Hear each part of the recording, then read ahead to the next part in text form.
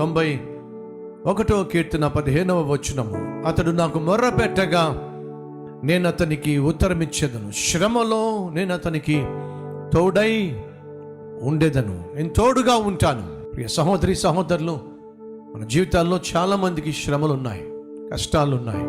చాలామంది జీవితాల్లో ఆర్థిక ఇబ్బందులు ఉన్నాయి. చాలామంది శరీరాల్లో అనారోగ్యాలు ఉన్నాయి. చాలా కుటుంబాల్లో కలతలు ఉన్నాయి. వీటన్నిటి మధ్య మనం ఆత్మీయతను కాపాడుకోవాలి అంటే, అలాగే వీటన్నిటి మీద మనం జయము పొందుకోవాలి, వీటన్నిటి నుండి విజయం పొందుకోవాలి, విడుదల పొందుకోవాలి అంటే ఒకే ఒక ఆధారం, ప్రభు అయిన యేసుక్రీస్తు యొక్క తోడు. యేసుక్రీస్తు సెలవిచ్చాడు, నేను నా తండ్రికి వేరై ఉండి నేనేమీ చేయలేను. దేవుడే అంటున్నాడు, నా తండ్రికి వేరై ఉండి నేనేమీ చేయలేను. మరి మనం చేయగలమంటారా?